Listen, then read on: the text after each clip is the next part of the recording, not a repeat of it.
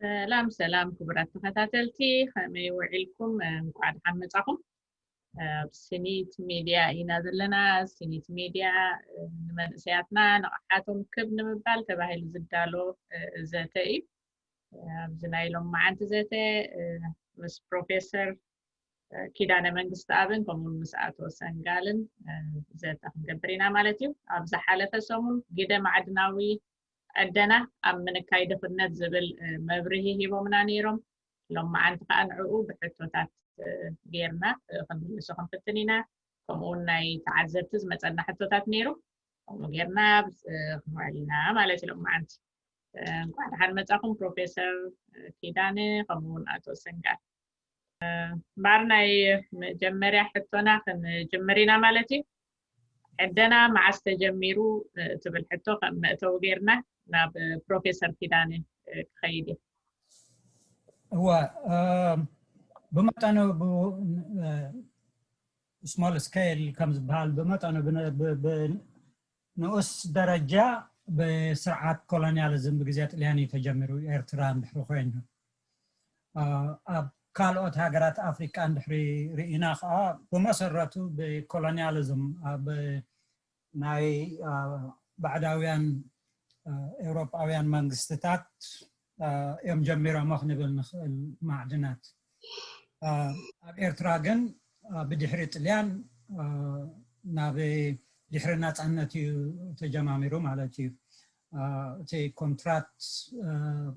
نمدلاين كونترات مسمعين بزح جزية وسيدو ناب مجرشتا نايتا ساعات ناب تشيح قصو يخون مبر تقربت اللي أنت جميرو زبرة بدحرنات عنتي كبارا برجميرو مالتي ناي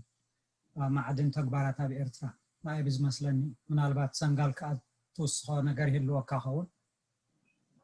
نانا طبعا لها دارجان تايم بولكو أنسي مستاريخ ودسب استجمروا خيد سمعني تاريخ ودسب نا معبلق خيط مجمرة ننفسون مكل خال نهادن زغلغلو نغارات قفتر مسدلي نعقم نزم زعدنو نغارات مچم قستبهر لهم جميرو خطقم لهم جميرو نبل قرن أفريقيا حد خابتي انتاو سلطان يزنبرو زقرن أفريقيا سلازي نحنا خاني بصحنا مالتي كم إريتراويان زي قرن أفريقيا زنبري سلطاني يبصحنا سلازي قرن أفريقيا خاني ازيو حيال زخونه نقداوي نطفتات نير مس رحوق مبرق ايشا خيترفه سلازي ناي ورقي ناي كال نغرات كوم زامسلو نغرات هلو اذا ناي اركيولوجي قستات امنريلو ساعتون اذا ناي برونز ناي ورقي ناي غدا نغراتون طنت حيزوم زجمرو مخانون يردعك اب افريقيا ግን እዚ ዘመናዊ ዕደና ዝበሃል ዳርጋ ዝተኣታተወ ዘመናዊ ዕደና ንብሎ እዚ ብመጠኑ ሰፊሕ ዝኾነ ቴክኖሎጂ ተጠቂምካ ትጥቀመሉ ዳርጋ ኣብ ሳውዝ ኣፍሪቃ እዩ ምስ ኣብ 1725 ገለመለን ኣከባቢ ቶም ናይ ኤውሮጳውያን መግዛእቲ ኣብ ሳውዝ ኣፍሪቃ ምስኣተው ኣብ ኣፍሪቃ እዚ ዘመናዊ ዕደና ዝበሃል ከም ዝጀመረ كمتي بروفيسور كبلوت صنحه خاني اب اريترا بتزامدي زمناو زخون عندنا كن متاتاو ناي اليان مغزات استجمر مخاني زردا باي يعني لنا طبعا لها ارجع قرب كوس خلام تخوينه مول سكيل بمطانو بناس بالا درجات قدم زمناوي عندنا قدم مجمارو بزحات هاجرات أفريقيا أبنت حجي بعال ناخصم سلطانة ولا نايبعال جبس سلطانة ولا نايبعال مروي نايبعال كوش سلطانة نمساري أزخون نعشت نجارات كم دما ناي ورقي عندنا جميرة منيرم بمعراب أفريقيا نحرفنا زم بعالي أولد غانا مالي سونغايز بحالا منغستات كابي زمان مهرت شمونتا مئتي سقابي شحن كلتا مئتين أكبابي زنورا መንግስታትን ማለት እዚኣተን ናይ ወርቂ ሃብቲ ነርወን ናይ ወርቂ ማዕድናት የውፃ ነረን ከምኡን ናይ ቴክኖሎጂ ናይ ሓፂን ማዕድን ውን ጀሚረን ነረን እዝታት ኣሎ ግን ከምዚ ሰንጋል ዝበሎ ዘመናዊ ብዕብይ ዝበለ ደረጃ ዝበሃል ካብ ኮሎኒያሊዝም ዝተጀመረ እዩ ኣብ ኤርትራ ከዓ ካብ ኮሎኒያሊዝም ሓሊፉ ብድሕሪ ነፃነት እዩ ብወግዒ ተጀሚሩ ማለት እቲ ናይ ማዕድን ጉዳያት ስራሓት ኔልና ጽቡቅ ናብ ተቕጽል ሕቶም ባርክ ኸይዳኡ ከለኹ ንዓና ንኤርትራውያን መን ይቐዳማይ ፀላኢና ድኽነት ዲ ወይስ ኢሳያስን ህግደትን ስለምንታይ ትብል ናብ ፕሮፌሰር ኪዳነ ከብላኡ ከለኹ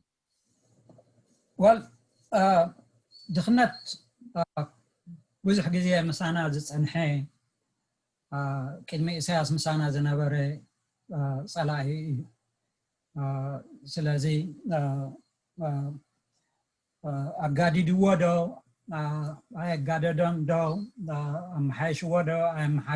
ኣመሓሸን ዶ ዝብል ዘረባታት ክንከራኸር ንኽእል እምበር ቅድሚ ኤርትራ ነፃ ቅድሚ ምዃና ወላ ቅድሚ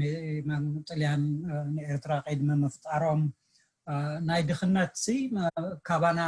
ዝተፈለየ ሃብታማት ኣይነበርናን ማለት እዩ ግን ብመሰረቱ ነዛ ሕቶ ክምልሻ እንድሕሪ ኮይነ ስለምንታይ ሓደ ሃገር ኣብ ድኽነት ንኣብነት ከም በዓል ኤርትራ ተፈጥሯዊ ሃብቲ ዘለወን እኹል ዝኾነ ንፍርያም ብቑዕ ዝኾነ መሬት ዘለወን ከምኡውን ብመጠኑ እኹል ዝኾነ ማይ ዘለወን ስለምንታይ ኣብ ድኽነት ይነብራ እንድሕሪ ዝብል ሕቶ ሓቲትና እቲ ድኽነት ምስቲ ናይ ፖለቲካ ስርዓት ከነዛምዶ ግድን እዩ ምክንያቱ ጽፉፍ ናይ ፖለቲካ ስርዓትን ኣመሓድራን ዘለወን ዓድታት ኣሽምባይዶ እኹል ማዕድንን እኹል መሬትን ኣልይወን እንተዘይብለን ውን ሃብቲ ክፈጥራ ሃብቲ ክእክባ ነቲ ሃብቲ ድማ ኣኪበን ብምውፋር ዝያዳ ሃብቲ ክፈጥራ ዝረአ ነገር እዩ ምክንያቱ ሕጂ ንኣብነት ኣብዚ ናይ ኢኮኖሚ ክንመሃር ከለና እንታይ ድኻታት ዓድታት ስለምንታይ ድኻታት ገለመለ ዝበሃል እዚ ናይ ምዕራባውያን ኣገላልፃ ካፒታል ዘይብለን ቴክኖሎጂ ዘይብለን እየን ድኻታት ገለመለ ዝበሃል ግን ካፒታል እንታይ እዩ እንድሕሪ ኢልና ሓቲትና ካፒታል ማለት ዕቑር ሃብቲ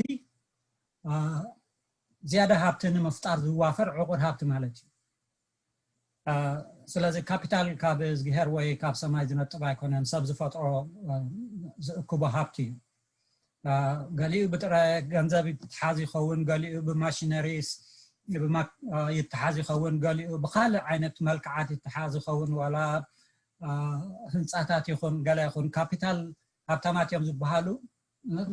ሃብቲ እዩ ዕቑር ሃብቲ ኣለዎም ማለት እዩ ዕቑር ሃብቲ ግን ብብዙሕ መገዲ ክእከብ ይከኣል ወይ ድማ ክትሕዞ ትኽእል ማለት እዩ ገሊኦም ካሽ ክሕዝዎ ክእሉ ገሊኦም ብወርቂ ክሕዝዎ ክእሉ ገሊኦም ብህንፃታት ክሕዝዎ ክእሉ ብዝኾነ ይኹን ስለዚ ሃገራት ኣፍሪካ ከም በዓሪ ኤርትራ ስለምንታይ ድኽነት ምስአን ይነብር ኢልና እንድሕሪ ሓቲትና ጽፉፍ ናይ ፖለቲካ ኣመሓድራ ኣይሰርዓን ማለት እዩ እምበር ጽፉፍ ናይ ፖለቲካ ምሕዳር እንድሕሪ ልዩካ እሞ ከዓ እኹል መሬትን እኹል ማይን እንድሕሪ ልዩካ ዘይትህብትመሉ መገዲ የለን እዞም ክላሲካል ኢኮኖሚስትስ ንብሎም ወይ ድማ ናይ ቁጠባ መፅናዕቲ ዝገበሩ ሰባት እንታይ እዮም ዝብሉ ሃብቲ ንክትፈጥር ሰለስተ ነገር እዩ ዘድልየካ መጀመርታ ናይ ሰብ ጉልበት ካልኣይ መሬት ሳልሳይ ማይ እዚአን ጥረ ነገራት እንድሕሪ ለየና ሰለስቲአን ሃብቲ ዘይትፈጥረሉ ምክንያት የለን ግን እቲ ትፈጥሮ ሃብቲ ወይ ብኮሎኒያሊዝም እንድሕሪ ተመዝሚዙ ዝኸይድ ኮይኑ ወይ ብሕማቕ መንግስቲ እንድሕሪ ተመዝሚዙ ዝጠፍእ ኮይኑ ወይ ሕማቕ መንግስቲ ልኳ ቅሳነት እንድሕሪ ዘይብልካ ኮንካ ሴኩሪቲ እንድሕሪ ዘይብልካ ኮንካ ሃብቲ ከተጠራቅም ኣይትኽእልን ማለት እዩ ስለዚ እቲ ስርዓት ናይ ምምሕዳር ስርዓትን ብልሽው እንድሕር ኮይኑን እቲ ድኽነትን ሓደ እዩ ዝኸይድ ስለዚ ኢሳያስ ድዩ ድኽነት እንድሕር ኢልና ክልቲኡ ተተሓሒዙ ዝኸይድ እዩ እንድሕር እቲ ስርዓት ዘይተመሓይሽ ፅቡቕ እንተዘይኮይኑ ሃብቲ ክትእክብ ኣይትኽእልን ክትህብትም ኣይትኽእልን እቲ ድኽነት ምሳኻ ነብር ማለት እዩ ስለዚ ዝተተሓሓዘ እዩ ግን ዋላ እኳ ስርዓት ናይ ኢሳያስ እንተፀላእናዮ ድኽነት ብኢሳያስ ተጀሚሩ ማለት ኣይኮነን ኣብ ኤርትራ يقنيلنا يا بزيادة قلنا يسب قلبت نقي كله كا عادة قبل عند بس إسياس مالتي عم تحكي جزء هو أفغانين هو أصلا أفغانين هو زجاج مالتي تي نابنت أبي إرترا حجي حسرات ناي سرحتني لأن كل من إنسان عبد جدي فواخيد ويد ما تزاي كدوين هذا قلبلتي نبر من سرحتني من يدعى حرشنا إرترا زكايد زلون نحرلنا سرعات بخمي مجدي تسب كاب دخناتو كي واطا زغبرو انتاي إل كان دحري تحتن دحرق أيرنا نسو مردعت خوننا نخل مالتي. Thank you. أتو سنجال أبعتو سامح اللوكا ريتو. أبغى خفالا مس بروفيسور كسامة ما عندي تا بروفيسور زقمت عن تبتايا أنت هري هجرفن إساسين يوم عند صلاتنا قبل على دخلنا نعوم مسعرنا دخلنا زوج جديد مثلا محجون خومي قاقينا ناي قدام صلاعي ناي قدام مجزاتي مسال قسنا كل شيء قرنا زقال المسيل النادي اجي اذا ناي بروفيسور ابهلا انا بقى فتوى معناته كلتي يوم قند صلاتنا يميلكم اماتو كلتيهم ناي حنتي قلتها قط ناي حنت سنتيم ميل كاميرا اي صبوغتها مخناتو هجرفن اساسن انتايم غيرهم تلاعلنا نتي حزبي قوقينهم كابت زنبورو دخنت ناب زخفه دخنت ناب بارنت يملو يطم سلازي اب كند دخنت نخشنف كم بوليتيكاو سرعات فتيرهم دخنت عشانيفو من نبابرو حزبي كم حايشيلو إذا كل مسوات خفيلوسي مسوم قلنا مسواتو عندنا نبكال بارنت نبزبنا وبارنت يملو يطم سلازي بزخت متاخد لخلها ولا تدخلنا تنبرمبر زيهم نتدخلت نبزع حمق بوتا زبطحو سلازي خون أنا كلتي حدا قص ناي حنس كلتا قص ناي حنس سنتيم ولا انتخونو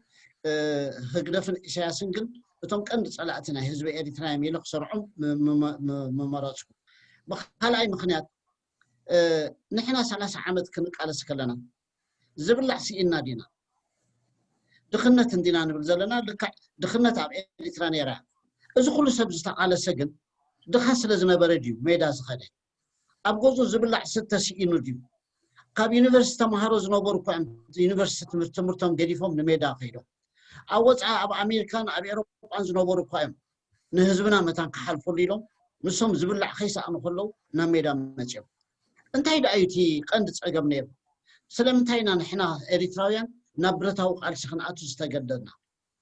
سلامتي نوضع حيلي نوضع مجزأتي مكيتنا مثلنا كبرتنا سلفقنا مسر سوساني مصع عدلنا بعدنا خنوسن زبر رئيتو سلازي تقاسي إذا أن كلتين عبيتين كم ودسب كبلع يكون انت فتيم كبر اللوم سلازي نتخبرو زتنكف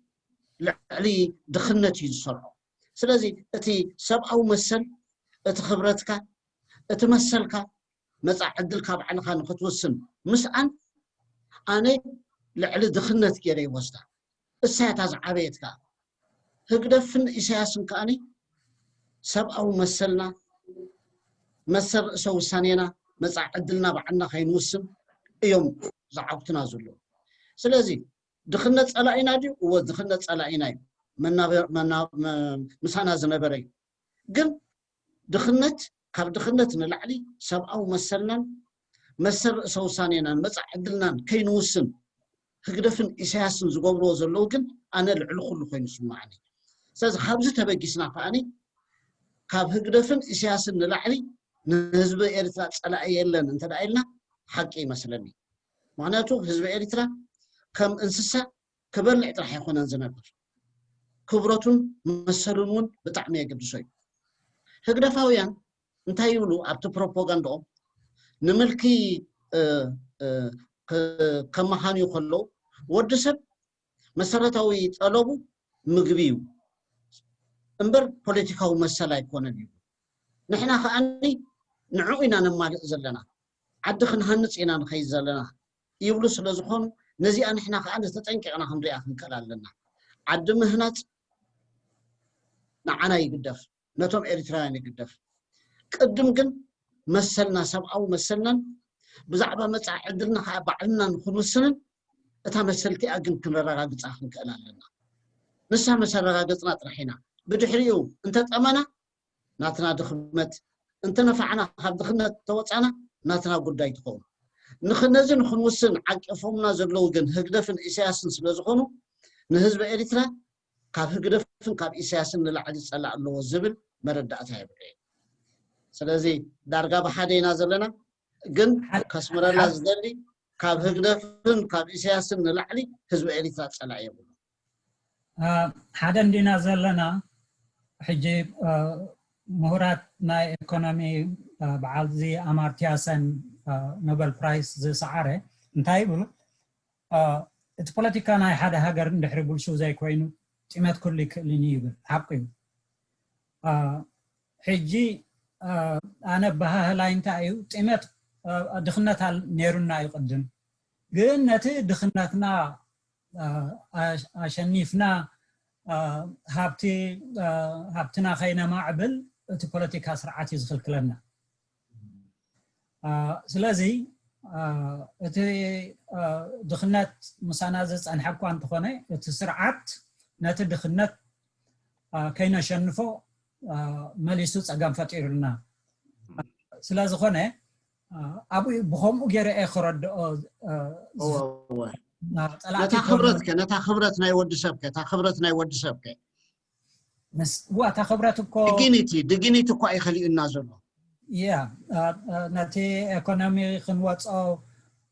عنده خي دليناكو سبكم دلاي ومسر كله ولا وسريحه أتو أبدله يسرح كوافر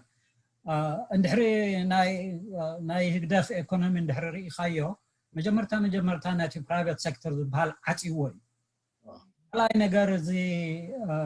اوبن اندد ወይ ድማ ክፉት ዝኾነ ብሄራዊ አገልግሎት ዝበሃል ነተዓዲ ሰራሕተኛ ከምዘይ ትረክብ ገይርዋይ ሰራሕተኛ የለን ድሕሪ ሕጂ እኳ ሓያል ገይረ ኣለኹ ካብ ዝኸይድ ንኤርትራ ግን በዚ ተሰዓታት በዚ 2000 ናይ 2000 ግዜ كيد أخري أقول له بهجرسة أب اسمرا بزح سلزاي بالنا هجرسة بزخين نرى زحرس سبيلا حيل زلوا كحرس سبيلا دحر زي حارس كا حارس تاكون كان دحر زي حارس كا بمتى أخاتي دخنت كاتوصل أبو يزلت يشجر سلزي تسرعت عقمنا تمركزنا نتدخنتنا خينا شرنا فتسرعت كمان دا كوينو خالكيلونا الله مالتي نسي زلتي بويا تر اي نسي مالتي زي عبس ت بوليتيكا سرعات عبس اغامي اندحري مسل سب زي حلو خوينا بروفيسور انا اب شحن جعتميتن 89 براشا خيدنيري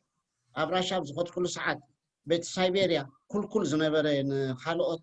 بريستوري كاتواهيلو سلازنبره تخفيتو سلازنبره صلمتري امرو زي فلطو بوتا يخيدي اتو وتهدراوي تانكتات نفرتات كله زلو بوتا حجي ابو زراخو زسنبدن انتايو سنبت تهزب انداتاكبه عصمي اكيبو نايستالين مرحي زنبره نايستالين عصم خنقاصلين امون حتا اكوب انداتبحله سب هو خبل توعل سنبت معناته نتهزبي ناب انسسا يلويطو نيرو اب موسكو مسكوت كهاني اتمتروناتهم كتريو خلخا بيت منغسي يزمسل بوا من سريحو زنتلكا اب غزي ستالين بلخا ن سايبيريا خن كيتكلنا 4 5 قص 10 خلت زاكل ناي منقد بابور بإلكتريك زخيتري ብጣዕሚ ዝገዝገር ዘዘንጥወካዩ በረዲ ብምልኡ ነቲ ኩሉ ግን ሓሊፎም ሰሪሖሞ እዚ ማዓስ ተሰሪሑ ትብል ግዜ ስታሊን ይሰሪሑ ትብል ብጣዕሚ ዝገርሙ ነገራት ርኢ ህዝቢ ግን ነዚ ከድንቕ ኣይትሪኦን ሕጂ ምክንያቱ እታ ክብረቱ እዩ እታ ክብረቱ እታ ዲግኒቲ እቲ ሰብኣዊ ክብረት ቀንጢጡ ንህዝቢ ናብ እንስሳ ለዊጡ ዘስርሖም ስለ ዝኾነ ነቲ ኩሉ ስራሕ ከማንሲ ከም ስራሕ ገይሮም ከማና ይርእይዎን ሕጂ ንዓይ ከም ሰንጋል ሰብኣዊ ክብረት ናይ ወዲ ሰብ ዓብይ ቦታ ስለ ዝህቦ ማለት እየ ጥራሕ ኢና ንፋላለ ዘለና እምበር ሓቅኻ እቲ ምምዕባልን ዘይምምዕባልን ካልእ ነገር እንድዩ ሰብኣዊ ክብረት ግን ወዲ ሰብ ክረክብ ክኽእል እዚ ኩሉ ከዓኒ ዝተቃለስና ሰብኣዊ ክብረትና ስለ ዝተተንከፈ ናይ ግራም መግዛእቲ እኮ እዚ ኩሉ ህዝቢ ወፂኡ ንበረኻ ዝኸደ መግዛእቲ ናይ ኢትዮጵያ ኣብ ከተማታት እንዳመፁ ንመንእሰይ ሓንቲ በደል ዘይብሉ ብስልክ እንዳገበሩ ይሓንቅዎ ነይሮም ሕጂ ክፃወሩ ይከኣለን ድኽነት ጥራሕ ኣይኮነን ንድኽነት ክንቃለስ ጥራሕ ኢልና ኣይኮንናን ንሰብኣዊ ክብረትና መሰልና ባዕልና ኢና ንውስን ንጥመ ንፅገብ ባዕልና ኢና ንውስን ንሕና እዚኣ እኳ ኢና መሰል ከም ሰብሲ መሰል እዚኣ ተኸልኪልና ስለዚ ነዚ ዝኽልክል ሰብ ፈጣሪ ዝሃበና መሰል ዝኽልክል ካብዚ ንላዕሊ ፀላእ የብልናን ይኽብል ደልየ ዝኾነ መንግስቲ ናይ ፖሊሲ ጌጋታት ገይሩ ነታ ዓዲ ክትምዕብል ከይትምዕብል ክገብራ ይኽእል ፖለቲካዊ ስርዓት ንብሎ ዘለና እዚኦም ግን እኮ ሰብኣዊ መሰል እዮም ከልኪሉ ንሰብ እኮ ከም እንስሳ እዮም ገይሮሞ ንሶም ጥራሕ ሰብ ነቲ ካልእ ኩሉ ሰብ ከም ዘይኮነ ገይሮም እዮም ዝሕዝዎ ቤት ማእሰርታት ንሶም ዘካይድዎ እንተዳኣ ሪኢኻ ፈፂሙ ዘስካሕክሕ እዩ ኣብ ዝኾነ መግዛእቲ ከምኡ ዓይነት ተራእዩ ዳርጋ ዘይፈልጥ እዩ ሕጂ እዚኦም ካብዚኦም ንላዕሊ ኣብ ዓለም ሸይጣን የለን ካብዚኦም ንላዕሊ ንኽብረት ናይ ወዲ ሰብ ዝረግፅ ፍጡር ክሳብ ሕጂ ኣይተፈጥረን ኣብዚ ዓለም እዚኣ ስለዚ ዓለም ብምሉእ ከማንሲ ኣይኮነን ንሕና ኤርትራውያን ዓለም ብምሉእ ከማንሲ ፎቅ ኢሉ ክፍንፍኖም ዘለዎ ፍጥረት እዮም እዚኦም ገለ ዓይነት ኣራዊት እዮም ካብዚ ተበጊሰ ህግደፍን ኢሳያስን እዮም ቀንዲ ፀላእቲ ናይ ኤርትራ ጥራሕ ዘይኮኑስ ናይ ዓለም ከማን ምክንያቱ ሎምሲ ከምኦም ዓይነት ኣብ ዓለም ዳርጋ እንዳጠፍዐ እዩ ዝኸይድ ዘሎ ከይትነውሓና ድሓን በዚኣ ተኣክል መስለኒ ኣብ ሓደ ኢና ዘለና ጥራሕ ናይ ኤምፈሲስ ጉዳይ እዩ ተፈላልዩና ዘሎ ፅቡቅ ተምቲንኩም ማእኹም ኩሉ ብዓብኡ ህግደፍ ነቲ መንእሰይ ኣብ ስራሕ ከም ዘይዋፈር ነጋዳይ ከም ዘይነግድ ሓረስታይ ከም ዘይሓርስ ስለ ዝገበሮ ቀንዲ ፀላኢና ህግደፍ ከዓ ኣብቲ ድኽነት ማለት እያ ፅቡቅ ዲስካስ ገይርኩም ማእኹም ናብታ ትቆፅል ሕቶም ባዕድ ንክንከይድ ግዜ ከይከደና ኣፍሪቃ ኣብ ምምዕባል ዝርከባ ሃገራትን ኣብ ዓንኬል ድኽነት vicious circle of poverty ተሸሚመን እየን ዝርከባ ይብሉ እንታይ ማለት እዩ ብኸመይ ከ ካብ ዝዓዘቕቲ ክወፃ ወይ ካብ ዝሕዱር ሕማም ክገላገላ ይኽእላ ትብል ናብ ሰንጋልያ ትቕፅል ሕቶ ግን ምስኣት መሳሰል ኣለሃኒ ካብ ህዝቢ ዝመፅት ዝሓለፈ ቀዳም ማለት እዩ ሳሙኤል በርሀ ዝሰደደልና እያ ስለምንታይን መብዛሕትአን ማዕድን ዘለወን ሃገራት ኣፍሪቃ ዝያዳ ግዳይ ኩናት ጥሜት ድኽነት ድንቁርና ሓድሕድ ዘይምስናይ ዝረኣየለን ኣታውነት ባዕዳዊ ስለ ዘሎ ድዩ እወ እንተኮይኑ እቶም ኣብ ላዕሊ ዘለዉ ዜጋታተን ከ እንታይ እዩ ስርሖም ንሳቶም እውን ዜጋታት ኣፍሪቃ እንድዮም እቲ ዝረኽብዎ መኽሰብ ካብ ሳልሳይ ኢድ ዝረኽብዎስ ብኢዶም ብስነ ስርዓት ምስ ህዝቦም ዘየማቃርሕዎ ትብል ዝመፅሐና ሕቶ ዝሓለፈ ሰሙን እያ እሞ ነዚአን ክልቲአን ኣመሳሲልካ ሰንጋል ናባኻ ከበላ ኣራይ ከምቲ ፕሮፌሰር እውን ክልቴና ተሰማማዕናዮ ናይ ዝኾነ ሕብረተሰብ ዓብዪ ማሕበራዊ ፀገም ዝበሃል ዓብዪ ሕቶ ዝበሃል ድኽነት እዩ ምክንያቱ ኩሉ ቃልሲ መነባብሮ ህዝቢ ንምምሕያሽ እታ ናይ መወዳእታ ዓላማ መነባብሮ ናይ ህዝቢ ንምምሕያሽ ይቃለስ ኣለኹ እንተይልካ ኣብ ዝኾነ ዓለም ኣብ ዝኾነ ኩርናዕ ብኸመይ ሜላ ክፈላለ ይኽእል እንድዩ ኩሎም ግን እንታይ እዮም ዝብሉ መነባብሮ ህዝቢ ንምምሕያሽ ኦኬ ስለዚ መነባብሮ ህዝቢ ከተመሓይሽ ክሳዕ ዘይከኣልካ ድኽነት ኣሎ ማለት እንድዩ ድኽነት እቲ ዝዓበየ ፀላእ እዩ ናይ ወዲ ሰብ ሕጂ እታ ትመፅእ ዘላ ኣብ ሳልሳይ ዓለም ዘለና ግን እዚ ብተለምዶ ሳልሳይ ዓለም እንዳተባሃልና ንገልፆ ሊስት ዲቨሎፕድ ካንትሪስ ዝበሃል ሎው ኢንካም ካንትሪስ እንዳበሉ ዝገልፅዎን أب عنكلين نايد خنت ينزل نبرة أي بحر أب عنكلين نايد خنت تشمي من اللوا أب عنكلين نايد خنت نحر تشمي من حنت هاجر كاب دخنت نموت أزلوا عدل بتعم تسبيبي ولا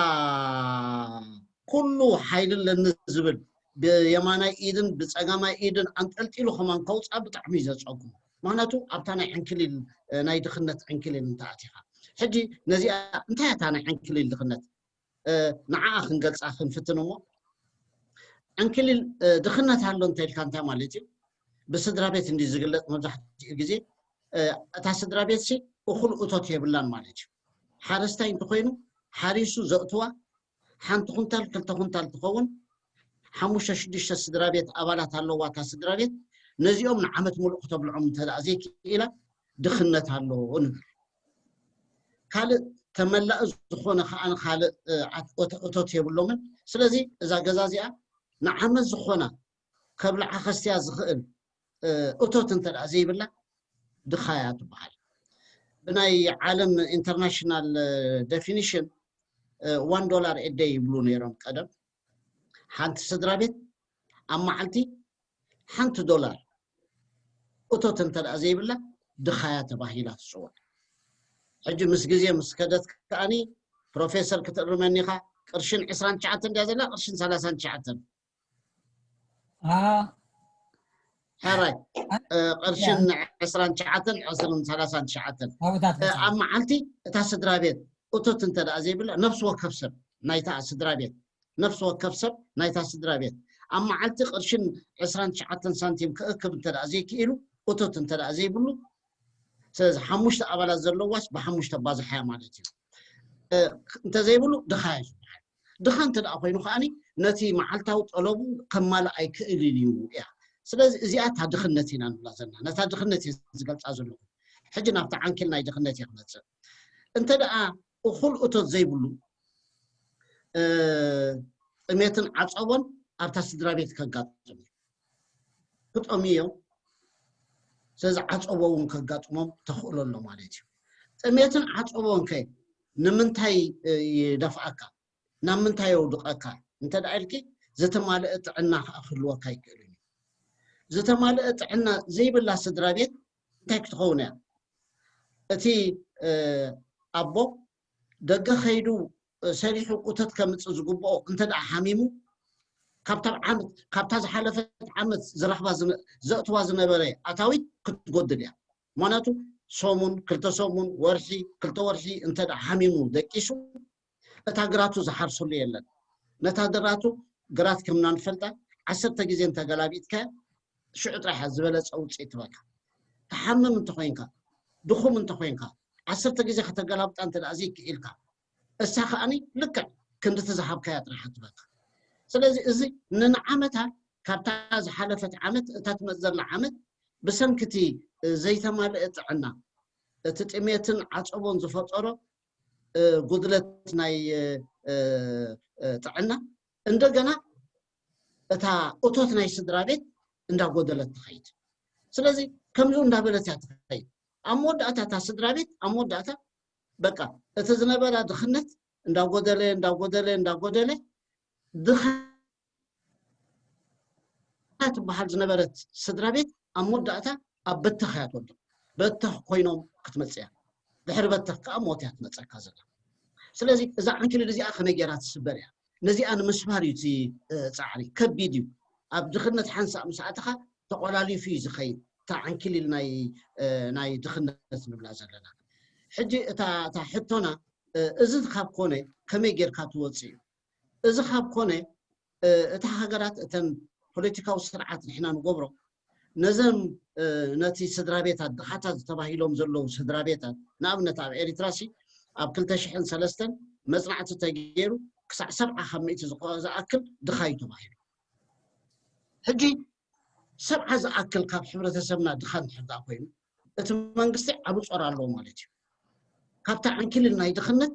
ነዚ ድኻ ዝኾነ ህዝቢ ከውጾ ኣለዎ ማለት እዩ ከውጾም ተደኣ ኮይኑ ሕጂ ናይ ዓቕሚ ምዕባል ናይ ካፓሲቲ ቢልዲንግ ነታ ስድራቤት የድልያ ንኣብነት 80 كميتي 85 كميتي هزبنا حرستاي نبل نتلعلنا خوينا اتا حرشة اتا مريتو خيو توسخت كلا اتا زلاتو حرشة كمي جرا اب كند خلت 3 كنتال طرح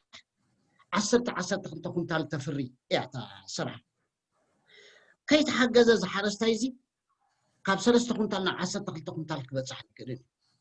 مرز زرئي اليوم اب هاجرنا سان حنت ما ينبل ስለዚህ ኣብ ክንዲ 4 ወር 5 ወር ማይ ዝጽበ እሞ ድሓር በቂላት ለይ እንዳበለ ሓንቲ ማይ ጠፊኣ ህልም ዝብል ዝረአዮ ዝጠፍእ ኣብ 3 ወርሒ ዝእከብ ምሩቕ ዘርኢ የድልዮ ነዚኣ ክገብረሉ ዝኽእል ግን መን ንሱ ዓቕሚ የብሉ እቲ መንግስቲ ክገብራ ነይሩ መንግስቲ ምርምር ኣካይዱ ፈተናታት ኣካይዱ ንሓረስቶት ሕጂ ብሕሱር ዋጋ ክቦም ክኽእል ኣለዎ እዚ ናይ ዓቕሚ መምዕባል ይበሃል ካፓሲቲ ቢልዲንግ ካፓሲቲኦም የማዕብለሉ ካልኣይ ታመሬቶም ድኹዑ ክገብሩላ ክኽእሉ ኣለዎም እዚ ተፈጥራዊ ድኹዑ ጥራሕ እኹል ኣይኮነን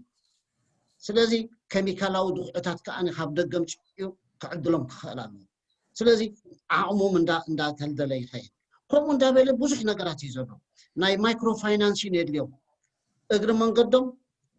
ኣብ ግዜ ክረምቲ ጥራሕ ኣይኮነን ክሓርሱ ዘለዎም ኣብ ግዜ ሓጋይ ከኣኒ መጓሶ ገይሮም ተወሳኺ እቶት ዝረኽብሉ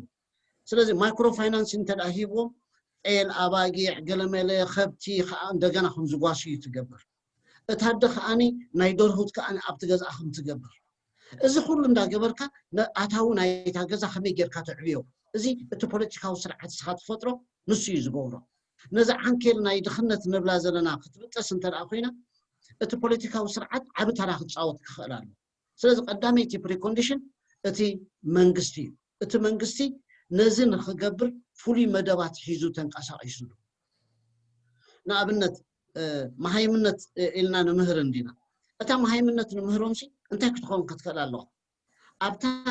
ኣብታ ግራቶም ኣብቲ ዝሰርሖ ቦታ ኣብቲ ትሰርሖ ቦታ ነቲ ኣታውት ፍርያምነት ናትካ እቶታውነት ናትካ ዝዕቢ ክኸውን ክኽእል ኣሎ ፊደል ስለ ዝተምሃርካን ዘውደልካን ኣብ መወዳእታ እንታይ ደብዳቤ ክትፅሕፈላ ጥራሕ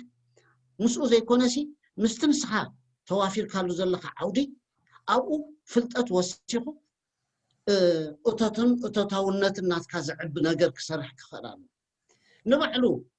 ናይ ኤሪትራ እንተዳሪኹም ወግን እዚ ኤሊትራሲ ካምፔን ሓደ ዓይነት እዩ ኣብ ገምገም ባሕሪ ዘሎ ምስ ምግፋፍ ዓሳ እዩ ዝምድኑ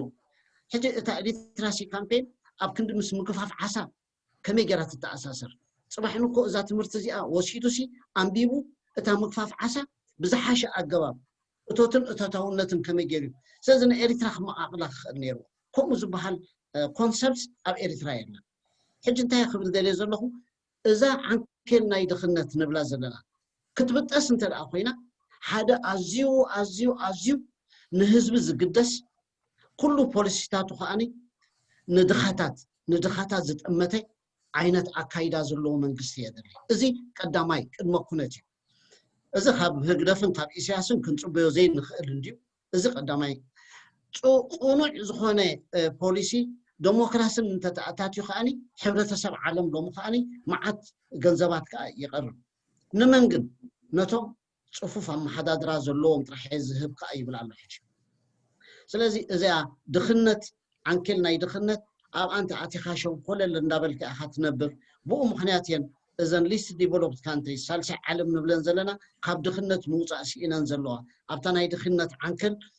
ዕንክሊል ብላ ስለ ዘለዋ እንዲናልና ኣብ መወዳእታ እንታይ ትፍታሕ እንተደኣና ቁኑዕ ቁርዑ መንግስቲ ክምስርታ ዘይምኽኣለን እዩ ሕጂ እውን ንሕና ኢሳያስ ነልግስ ጥራሕ ንብል ኣለና ኢሳያስ ኣልጊስና ከም ኢሳያስ ካልኦት ዓይነት ኢሳያሳት ሽሞም ዝተለወጠ ካልኦት ኢሳያሳት ክመፁና ክእሉ እዮም ሽሞም ተለዊጡ ሰንጋል ገነት ገለ ኮይኖም ክመፁ ክእሉ እዮም ንሕና ንዕኡ ይኹናን ክንሓስብ ዘለና ናይ ውልቀ ሰባት ኣይኮናን ኢሳያስ ነልግስ ንብል 10 ግዜ ኢሳያስ ለጊሱ እኮ ካልእ መፅኡ ልክዕ ከም ናይ ኢሳያስ ቁርብ ኣመሓይሹ እንተኸደ ነታ ዓንኬል ናይ ድኽነት ክብጥስ ኣይክእልን እዩ ስለዚ ኣተሓሳስባና ኩሉ ከመይ ገይሩ ዝዓበይቲ ፀገማት ናይ ኤሪትራ ክፍታሕ ክኽእል ኣለዎ ነዚ ክፈትሕ ዝኽእል ፖለቲካዊ ስርዓት ኢና ክንሓስብ ዘለና ስለዚ ኢሳያስን ህግደፍን ከነልግስ ኢና ኣልጊስና ግን ሰባት ኣይኮንናን ክንሓስብ ዘለና ብዓልመን ክመፁ ሓደ ነዚ ንብሎ ዘለና ዓበይቲ ፀገማት ክፈትሕ ዝኽእል ፖለቲካዊ ስርዓት ከመይ ጌርና ንምህዝ ከመይ ጌርና ንገብር ስለዚ ንሱ እንተደኣሉ ኮይኑ ምቹእ ሃዋህው ይፍጠር ናይ ደገ ሓገዝ እንተረኺቡ ድሓር ካብታ ድኽነት ክወፃ ይኽእል ኣብ ዝሓለፈ 34 ዓመት ኣብ ድኽነት ዝነበረ ሃገራት ካብ ድኽነት ክወፃ ይከኣላ መዓት ሓገዝ ናይ ደገ ረኺበን ክነስታ ኣብ መወዳእታ ክሳብ ሕጂ